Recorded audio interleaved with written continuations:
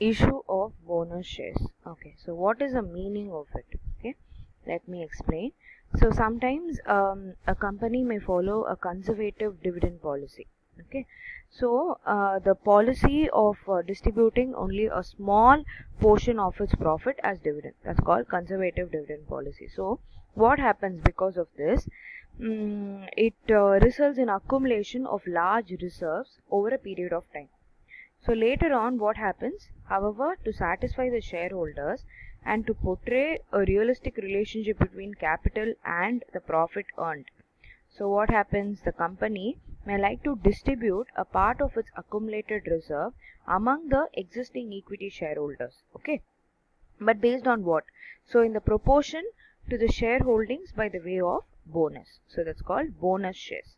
So now the bonus is declared to the shareholders and it can be paid in cash only if the company has sufficient cash reserves to pay the bonus without affecting the working capital adversely. So, in case it does not have adequate cash to give the bonus in cash, then it may give the bonus in the form of shares. So now the shares issued by the company to the existing equity shareholders in settlement of the bonus declared is known as bonus shares. So the bonus shares thus issued becomes permanently a part of its issued share capital, and it is the process is known as capitalization of profit or reserve.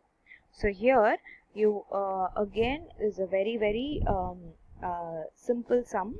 They have and also you have the advantages of bonus shares, conditions of issue, SEBI guidelines. There are so much of conditions which you need to know how a company can issue a bonus shares. Okay, so I want you to go through from your textbook. Now let us move on to the accounting treatment of bonus shares. Again, there's only two different journal entries. Okay, you need to understand that, as I already told you, they have to pay it from the cash reserves. So you have to see what are the reserves which the company has. Okay, so here first entry will be if the payment of bonus is made by the issue of free fully paid bonus shares, then the following entry can be passed. How? So one, as I told you, what are the reserves? Either it can be P&L account debtor, general reserve account, capital redemption reserve account, it can be security premium account, it can be capital reserve or any other reserve. Okay, from all these reserves without affecting the working capital, you can pay it to the bonus share. So first is the amount transferred from any of this reserve to issue for the bonus shares. And the next entry is very simple. They have issued it to the bonus share. How they have issued? Bonus to the shareholders account debtor to share capital. That's all. Only two entries. So you can look into your book. It is in page number 1.38. So either they get it from any of the reserve and pay it to the and issue it to as bonus to the shareholders. And next entry is payment. That is bonus. That is you are issuing it to.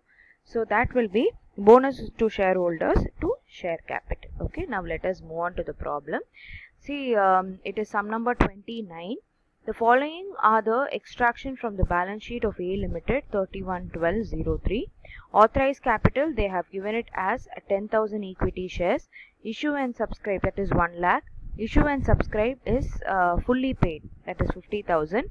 Reserve fund 35,000. P&L is 10,000. So they have given it as this. Authorized capital you are not going to disturb. As they have given it, because you have to show it in the balance sheet. Issue is 50,000.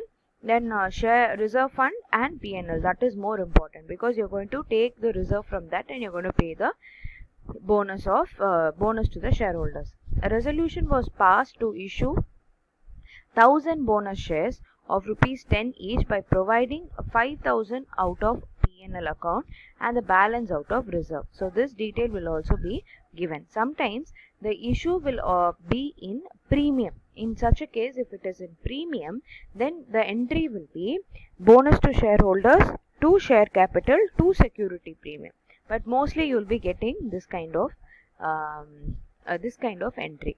So set up the entry to the okay, and show how it affects the balance sheet. Okay, so now we'll move on to the entry. As they have mentioned in the question, P&L they can take only 5,000 and the remaining they can get it from reserve fund. So totally 10,000 they are taking. And the next is they are issuing. So transfer from P&L and reserve, this is they are issuing. So bonus to the shareholders account to equity share capital is 10,000.